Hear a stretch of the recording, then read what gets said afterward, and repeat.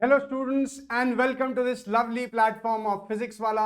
मेरा नाम है शिवम भार्गव और आप सब लोगों को विश्वास दिवस में बहुत सारी अच्छी खबरें मिली होंगी। आई होप जब आप ये वीडियो देख रहे हो you must be very excited about the things to come. आज हम लोग प्रोबेबिलिटी का लेक्चर नंबर 2 करने वाले हैं, जिसमें हम लोग total probability theorem and Bayes theorem के बारे में पढ़ेंगे। ये दोनों टॉपिक्स आपको मैं कल लाइव क्लास में फिर से इनके क्वेश्चंस डिस्कस करवाऊंगा। आज हम लोग सिर्फ इनके कॉन्सेप्ट्स, जो ये डेफिनेशन जो इनकी होती है, और इनके कुछ फेमस प्रॉब्लम्स जो हम लोग अपनी बुक्स में एनकाउंटर करते हैं, आज मैं आपके साथ वो डिस्कस करूंगा। But this is not the end of the topic of Bayes theorem and total probability theorem. हम इन पे कल और क्वेश्चंस भी प्रैक्टिस करने वाले हैं। I hope all of you are very excited. फटाफट से आइए, let us see today's goal. Again, total probability theorem and Bayes theorem आज हम लोग डिस्कस करने वाले हैं, and we are going to solve a few problems on these. ठीक है, चलिए let's start with total probability theorem.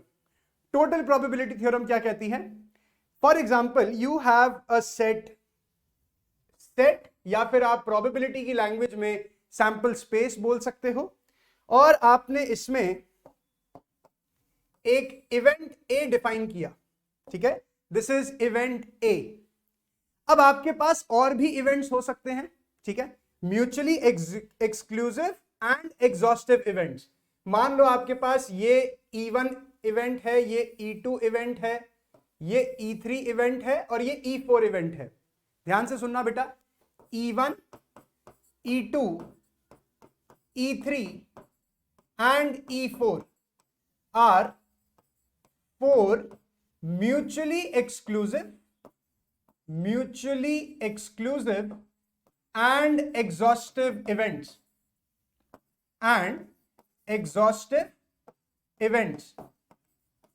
ठीक है, इन दिस केस अगर मैं ए सेट की प्रोबेबिलिटी, ये आपके पास E1 है, this is E2, this is E3 and this is E4। ये जो इवेंट ए है, ये वाला जो रीजन है, this is E1 intersection A, this is E1 in fact E2 intersection A, this is E3 intersection A and this is E4 intersection ए। और मैं ए set को लिख सकता हूं या प्रोबेबिलिटी ऑफ ए लिख सकता हूं, this is equal to probability of E1 intersection A plus probability of E2 intersection A plus probability of E3 intersection A and probability of E4 intersection A. इसी तरीके से मैं n इवेंट्स में भी इसको डिवाइड कर सकता था। तो आपके पास उस केस में ए की probability will be E1 intersection A plus E2 intersection A plus E3 intersection A till En intersection A. Now this thing, ये वाला एक्सप्रेशन, क्योंकि आप इंडिपेंडेंट इवेंट्स पढ़ चुके हो, कंडीशनल इवेंट्स आप लोग पढ़ चुके हो, तो this can be written as P E1 into P A given E1। क्योंकि आपको पता है probability of A given E1 क्या होती है, it is A intersection E1 upon probability of E1। तो ये दोनों चीजें कैंसिल आउट होके you will be remaining with probability of E1 intersection A plus this will B probability of E2 into probability of A given E2 plus probability of E3 into probability of A given E3 and so on. मतलब यहां पे आपके पास अगर n होते तो आप n तक जाते, यहां आपके पास 4 तक है। That means next term will be probability of E4 into probability of A given E4। तो यहां पे हमें ये ध्यान रखना है कि ये जो इवेंट्स हैं E1, E2, E3, E4, these are mutually exclusive and exhaustive events. Exclusive का मतलब आपस में कुछ कॉमन नहीं है, और एग्जॉस्टिव का मतलब कि इनका यूनियन जो है that gives us the sample space. ठीक है, तो हम किसी भी probability of A can be written like this. अलग अलग केसेस हम लोग बनाते हैं, सबकी इंडिविजुअल प्रोबेबिलिटीज हम लोग कैलकुलेट करते हैं। ठीक है, मतलब आप एग्जांपल्स देखोगे probability of total probability theorem के, तो आपको उसमें ये चीज समझ में आ जाएगी कि ये क्या चीज कहना चाह रहा है। ठीक, तो ये होता है probability theorem, total probability theorem. अब बेस थ्योरम इसी की छोटी सी एक्सटेंशन है। बेस थ्योरम क्या कहती है कि आप बेस थ्योरम में probability of E1 given A निकालना चाहते हो, probability of E1 given A या E2 गिवन A, मतलब कोई भी एक EI मान लो, है ना, out of N you want to find the probability of an event given that A has already happened। तो आपके पास ये चीज आ गई, probability of EI intersection A divided by, ये जो probability of A लिखते हो डिनोमिनेटर में, इसे टोटल probability थ्योरम के फॉर्म में लिख दो। क्या आएगा वो? It will be probability of E1 into probability of A given E1 plus probability of E2 into probability of A given E2 and so on। yes, अगर n इवेंट्स हैं तो ये n तक जाएगा, अगर 4 इवेंट्स हैं तो 4 तक जाएगा। इस तरीके से आप probability of A डिनोमिनेटर में लिख सकते हो। Now probability of E1 intersection A, ये क्या लिख सकते हैं? We can write this as probability of EI into probability of A given EI। yes, probability of A intersection EI आ जाएगा ये। now this divided by again the same expression। तो मेरे पास ये चीज ऐसे आ गई कि आपने टोटल प्रोबेबिलिटी थ्योरम नीचे लिखी और जो उसमें से फेवरेबल है, भाई आपको ऐसा एक इवेंट EI चाहिए जो हमें प्रोबेबिलिटी निकालनी है जब A ऑलरेडी हो चुका है, राइट। तो इन सब में से कोई एक जो एक्सप्रेशन होगा जिसकी हमें प्रोबेबिलिटी निकालनी है वो न्यूमरेटर में आ जाती है। और ये दोनों एकदम क्वेश्चन के ना फर्स्ट और सेकंड पार्ट होते हैं। आपको क्वेश्चन दिया जाएगा, आप पहले टोटल प्रोबेबिलिटी थ्योरम से टोटल प्रोबेबिलिटी निकालोगे और फिर बेस थ्योरम की हेल्प से आप क्वेश्चन को मतलब क्वेश्चन का नेक्स्ट पार्ट सॉल्व कर सकते हो। ठीक है, आप सिर्फ अभी इन एक्सप्रेशंस को ध्यान रखो। टोटल प्रोबेबिलिटी थ्योरम, आपको ये चीज समझ में आनी चाहिए कि आप probability of a different cases में कैलकुलेट करके लिख सकते हैं टोटल। ठीक, और अगर बेस थ्योरम की बात हो रही है तो वो कहता है कि ए ऑलरेडी हो चुका है, अब किसी एक इवेंट की प्रोबेबिलिटी मेरे को चाहिए। तो देखो इन मतलब दोनों कॉन्सेप्ट्स को समझने के लिए कुछ ऐसे क्वेश्चंस हैं, पेटेंट क्वेश्चंस हैं, एनसीईआरटी में भी मिलेंगे, एग्जाम्पलर में भी मिलेंगे और बोर्ड एग्जाम्स में भी बहुत फ्रीक्वेंटली पूछे जाते हैं।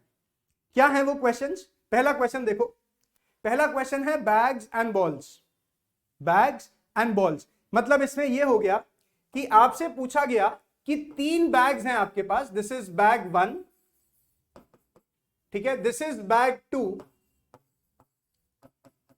And this is bag 3। ठीक है, बैग 1 में आपके पास 4 रेड बॉल हैं और 5 ग्रीन बॉल हैं।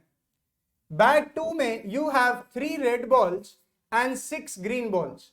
बैग 3 में there are 2 red balls and 7 green balls. ठीक, आपसे बोला गया, आपने एक बॉल ड्रॉ करी, find the probability that it is a red ball.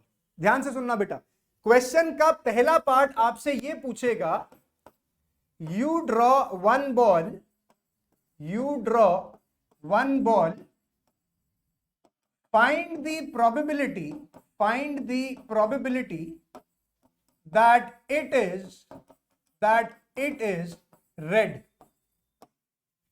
ठीक है, प्रोबेबिलिटी आपको निकालनी है कि वो एक रेड बॉल है। तो आपने क्या किया, probability of A, probability of A यहां पे क्या हुआ, drawing a red ball, drawing a red ball, this will be equal to, देखना बेटा, आप इसे ऐसे रीड करोगे कि यार या तो प्रोबेबिलिटी ऑफ रेड बॉल निकलेगी अगर मैं बैग 1 से रेड बॉल को ड्रॉ करूं, या फिर बैग 2 से रेड बॉल को ड्रॉ करूं, या फिर बैग 3 से रेड बॉल को ड्रॉ करूं। Now since there are 3 bags, तो probability of selecting a bag will be 1/3, है ना। अगर मुझे बैग 1 सेलेक्ट करना है उसकी प्रोबेबिलिटी 1/3, बैग 2 सेलेक्ट करना है probability will be 1/3, bag 3 select करना है प्रोबेबिलिटी विल बी 1/3। तो आपने क्या किया, यू राइट 1/3, मतलब मैंने बैग 1 सेलेक्ट किया एंड गिवन दैट मैंने बैग 1 सेलेक्ट किया है, अब मुझे रेड बॉल की प्रोबेबिलिटी चाहिए। तो अगर मेरे पास 4 रेड और 5 ग्रीन बॉल हैं तो what will be the probability of drawing a red ball? It will B 4/9। It will B 4/9। या फिर मैंने बैग 2 सेलेक्ट किया, बैग 2 सेलेक्ट किया और बैग 2 सेलेक्ट करने के बाद रेड बॉल आने की प्रोबेबिलिटी कितनी? It is 3/9। It is 3/9। या फिर मैंने बैग 3 सेलेक्ट किया और probability of red ball will be 2/9। Yes, तो this will come out to be, नीचे आ जाएगा 27, ऊपर आ जाएगा 4 + 3 7, 7 + 2 is 9, 9/27 will be equal to 1/3. This will be the total probability of drawing a red ball. ठीक, ये क्वेश्चन बन गया टोटल प्रोबेबिलिटी थ्योरम का। अब देखो सेकेंड पार्ट में क्वेश्चन कैसे पूछा जाता है। You will be asked, you draw a red ball, ध्यान से सुनना बेटा, you draw a red ball, find the probability that it came from bag 2. It came from bag 2. अब देखो उसको चाहिए probability that you selected bag 2 given that you drew a red ball.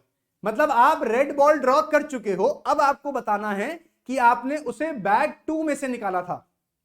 तो आपके पास जो डिनोमिनेटर में एक्सप्रेशन आएगा, denominator में जो एक्सप्रेशन आएगा दैट विल बी 1/3।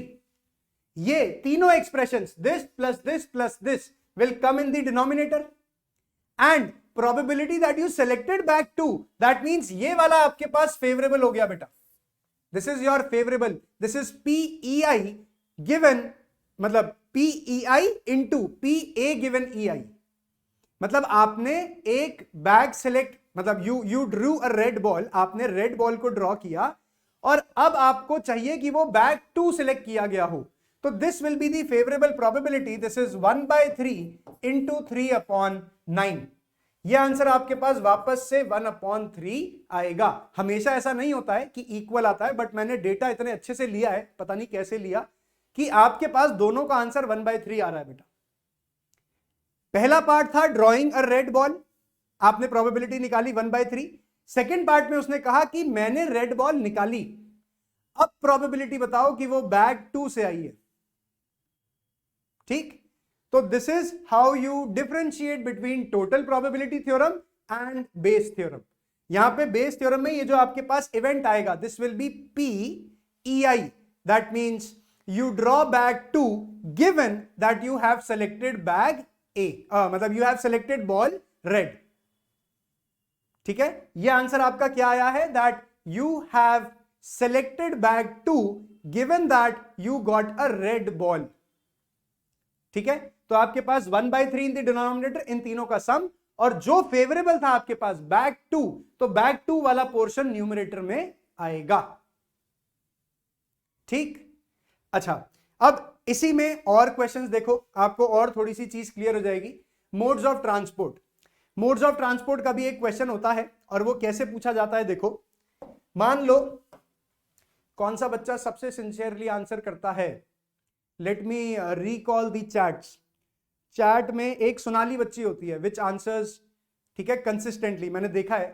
तो मान लो सोनाली ने अपने घर से स्कूल जाना है, और उसके पास स्कूल जाने के there are 3 ways, either by bus और बाय मेट्रो। मेट्रो होना चाहिए सोनाली के शहर में, प्रोबेबली इन दिल्ली, तो दिल्ली में है तो मेट्रो से जा सकती हैं, या थर्ड बाय कार।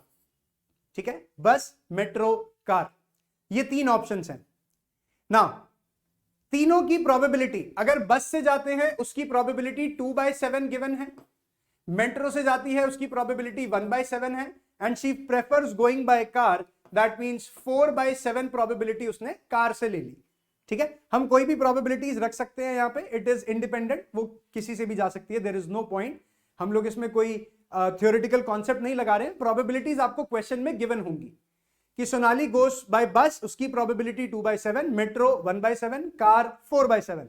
नाउ वो बस से गई और वो स्कूल लेट पहुंची, ठीक है, इसकी प्रोबेबिलिटी गिवन है आपको, let suppose 3/8। 3/8 is the probability that the bus got late. Metro late हुई, इसकी प्रोबेबिलिटी बहुत कम, दैट इज 1/8। और कार से वो जाके लेट हुई, इसकी प्रोबेबिलिटी हमने मान ली चलो 4/8। ठीक, शी ट्रेवल्ड बाय बस एंड शी गॉट लेट, तो मतलब बस सिलेक्ट करने की प्रोबेबिलिटी इज 2/7 और लेट होने की, बस के लेट होने की प्रोबेबिलिटी इज 3/8। सिमिलरली मेट्रो से जाने की प्रोबेबिलिटी 1/7 और मेट्रो के लेट होने की प्रोबेबिलिटी 1/8। कार से जाने की प्रोबेबिलिटी 4/7, कार के लेट होने की सबसे ज्यादा प्रोबेबिलिटी, ट्रैफिक बहुत ज्यादा होता है, दैट इज 4/8। नाउ जो फर्स्ट क्वेश्चन आपसे पूछा जाता है टोटल प्रोबेबिलिटी थ्योरम का, वो पूछा जाएगा find the probability, find the probability, find the probability that Sonali reached school late। Sonali reached school late, इस चीज की प्रोबेबिलिटी निकालनी है। तो आप कहोगे सर सिंपल है, वेरी सिंपल, हम निकालेंगे probability of reaching late as that she selected probability of bus, ध्यान से देखना, probability of bus into probability of late given she traveled by bus। ठीक है, या फिर probability by metro into probability of getting late given that she traveled by metro, या फिर probability of car into probability of getting late given that she traveled by car। ठीक, probability of बस कितनी है 2/7, वो बस से गई और लेट हुई, उसकी प्रोबेबिलिटी कितनी 3/8, plus probability of metro, this is 1/7, probability of getting late by metro, this will be 1/8, plus probability of car, this is 4/7 into probability of she getting late given that she traveled by car is 4/8। ये आपके पास total probability आ गई of getting late to school. कितना आ जाएगा 6 + 1 7, 7 + 16 is 23, 23/56, 23/56। So this is the total probability of getting late। Now all of you can relate to कि अगला question क्या होने वाला है। अगला क्वेश्चन ये होगा कि सोनाली स्कूल लेट पहुंची, Sonali reached school late, find the probability that she travelled by car. बात समझ में आई? वो स्कूल लेट पहुंची, अब ये गिवन है, तो गिवन है दैट मींस डिनोमिनेटर में it will B 23/56। Now find the probability that she travelled by car. तो जो कार वाला सेगमेंट है, कार वाला सेगमेंट कौन सा है? कार वाला सेगमेंट सर ये वाला है। तो probability that she reached late, given that, मतलब probability that she reached late, no, probability that she traveled by car given that she was late, that will be equal to 16/56 divided by 23/56. This will be equal to 16/23. This is what probability of traveling by car given that she reached late. Probability of traveling by car given that she was late is 16/23. This becomes your second part of the equation and this corresponds to Bayes theorem. पहला वाला total probability theorem, दूसरा वाला Bayes theorem. अब वो question में कुछ भी पूछ सकते थे, मान लो वो टाइम पे पहुंच गई स्कूल, टाइम पे पहुंचने की प्रोबेबिलिटी कितनी होगी? What will be the probability of reaching school in time? ध्यान से सुनना बेटा, लेट होने की प्रोबेबिलिटी 3/8, तो टाइम पे पहुंचने की प्रोबेबिलिटी 5/8। मेट्रो से लेट होने की प्रोबेबिलिटी 1/8, तो टाइम पे पहुंचने की प्रोबेबिलिटी 7/8। और कार से लेट पहुंचने की प्रोबेबिलिटी 4/8, तो टाइम पे पहुंचने की probability will also be 4/8।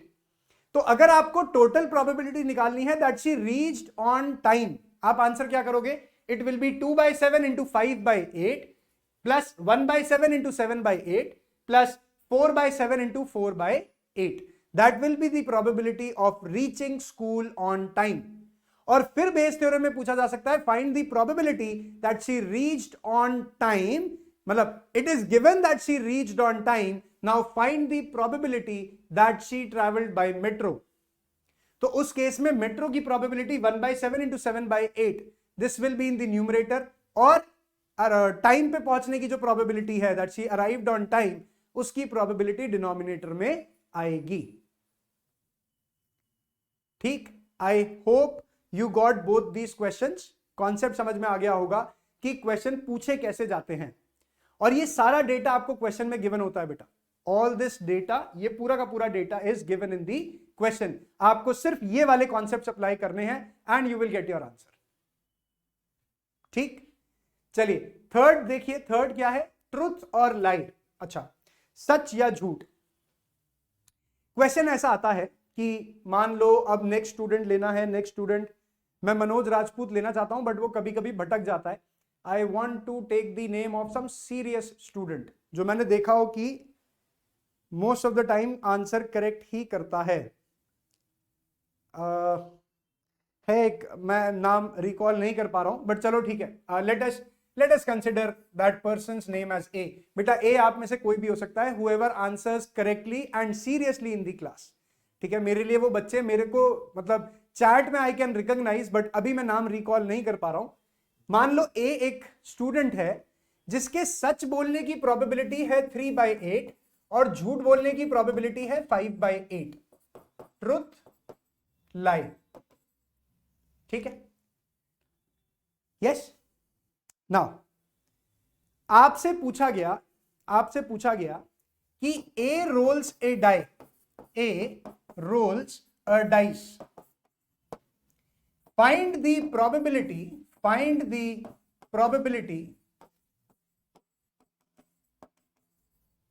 that he reports a 6, मतलब उसने डाइस रोल किया और उसने कहा कि 6 आया है, इसकी प्रोबेबिलिटी निकालनी है। ठीक है भाई, आपको लगेगा sir 1/6 probability of getting a 6 is 1/6, but वो तब है ना अगर वो हमेशा सच बोलता।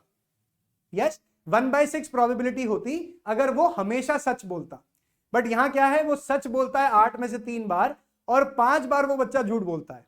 तो हम प्रोबेबिलिटी कैसे निकालेंगे? Either probability of reporting a 6, it will be equal to कि प्रोबेबिलिटी उसने सच बोला, ट्रुथ, एंड एक्चुअली में 6 अराइव किया। भाई उसने सच बोला और जेन्युइनली 6 आया हो, तो उसकी प्रोबेबिलिटी कितनी हो गई? 1/6। या फिर उसने झूठ बोला और कभी 6 आया ही नहीं, तो अगर 6 नहीं आया, 6 ना आने की प्रोबेबिलिटी कितनी है? It is 5/6। It is 5/6। तो सच बोलने की प्रोबेबिलिटी 3/8 इंटू 1/6 प्लस लाई की प्रोबेबिलिटी 5/8 इंटू 5/6। तो 25 plus 3 will be 28/48, 7/12। 7/12 will be your answer.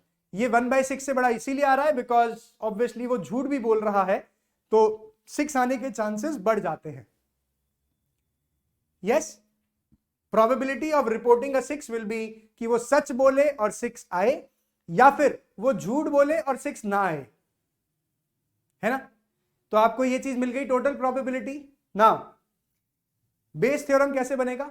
Base theorem का क्वेश्चन बनेगा कि he rolls a dice and reports that it is a 6। उसने रिपोर्ट कर दिया कि 6 आया है।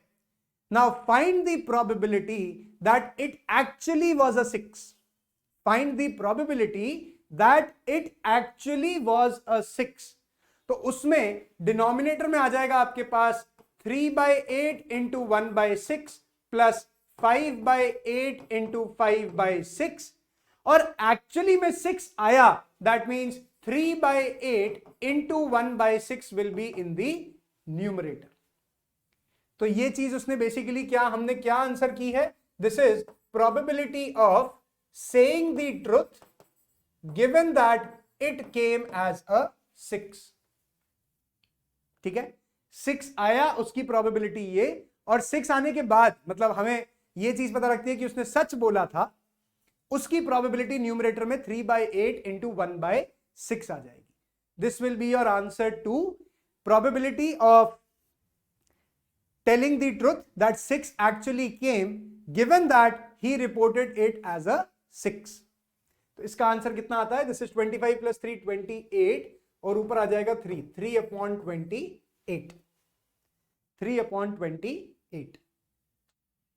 ठीक है, ये वाला कॉन्सेप्ट आपका बेस थ्योरम का बन गया, ये वाला क्वेश्चन आपका टोटल प्रोबेबिलिटी थ्योरम का बन गया, है ना। चलो इसी में और देखो, एग्जाम में तुक्केबाजी, एग्जाम में तुक्केबाजी क्या होता है, चलो ये मैं अपने पे ले लेता हूं। ठीक है, मैं एक एग्जाम देने गया जिसमें ऑब्जेक्टिव क्वेश्चंस थे और हर क्वेश्चन के 4 ऑप्शंस थे, उन 4 ऑप्शन में से कोई एक आंसर करेक्ट था। ठीक ना, मेरे पास 3 ऑप्शन थे, मैंने या तो चीटिंग करी, या मैंने आंसर गेस किया, और कुछ क्वेश्चंस तो ऐसे भी हो सकते हैं ना जो मेरे को आते हों, तो कुछ questions I knew the answer, I know the answer to some questions, I know, मतलब if I don't know I might guess, I might cheat.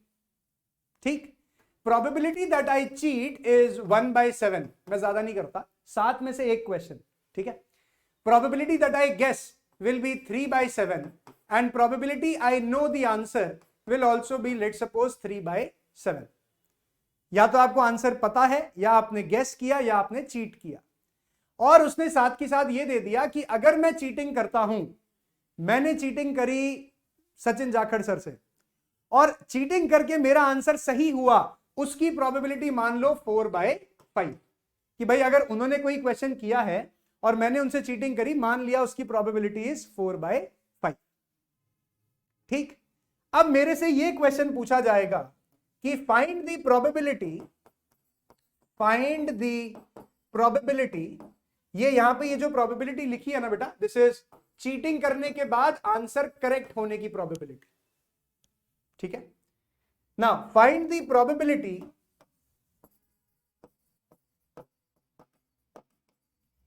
that I answered the question correctly, I answered the question correctly। ठीक, आप कहोगे sir आपने बाकियों का data नहीं दिया, तो बेटा यही इस क्वेश्चन की ट्रिक होती है, मतलब जो क्रक्स होता है क्वेश्चन का, कि वो बाकी के दोनों डेटा नहीं देते, ये आपको खुद से एनालाइज करना है। तो देखो, find the probability that I answered the question correctly, तो मैं प्रोबेबिलिटी ऑफ ए क्या लिखूंगा, इट विल बी कि either I cheated and got the answer correct, या फिर आई गेस द आंसर, और यहां पे क्या नंबर आएगा बेटा, what is the probability of getting the correct answer if I guess it. तो 4 ऑप्शन में से एक करेक्ट है, एक ही फेवरेबल होगा, करेक्ट होना है तो probability will be 1/4 plus probability that I know the answer 3/7, और अगर मेरे को आंसर मालूम है तो ऑब्वियसली अगर मैं गलत तो मार्क करके जानबूझ के नहीं आऊंगा ना, तो I will answer the question correctly with a probability of 1। अगर मुझे आंसर मालूम है तो मैं उसका करेक्ट आंसर करूंगा, that means probability will be 1। ये आपके पास सम करने से आ गया probability that I answered the question correctly. ठीक, नाउ बेस थ्योरम का क्वेश्चन कैसे बनेगा, बेस थ्योरम का क्वेश्चन बनेगा कि I answered the question correctly, मैंने क्वेश्चन को सही सॉल्व किया, ये गिवन है, find the probability that I cheated the answer, मतलब सचिन सर का आंसर सही था, इसकी प्रोबेबिलिटी बतानी है। Find the probability that I answered the question correctly, this is given, now I cheated the answer. तो जो चीटिंग वाला पार्ट है वो न्यूमरेटर में आ जाएगा 1/7 इंटू 4/5, और डिनोमिनेटर में आपके पास ये सारे टर्म्स आ जाएंगे 1/7 into 4/5 plus 3/7 into 1/4 plus 3/7 into 1।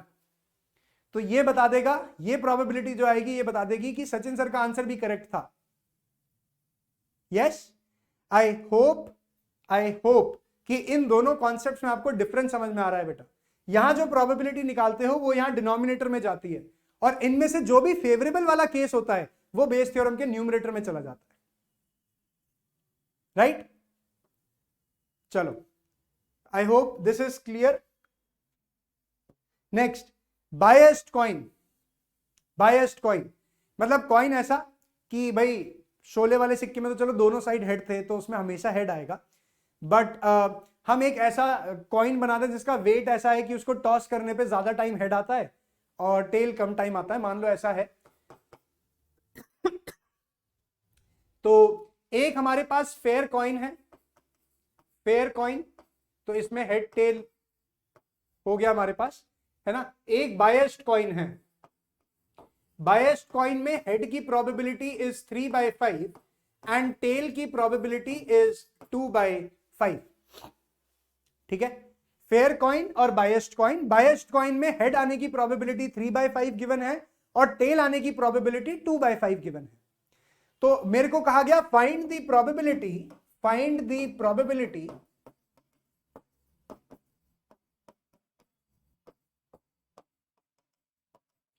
find the probability of getting a head, getting a head। ठीक है, मैंने एक कॉइन टॉस किया और मेरे को बताना है कि मेरे को हेड आने की प्रोबेबिलिटी बतानी है।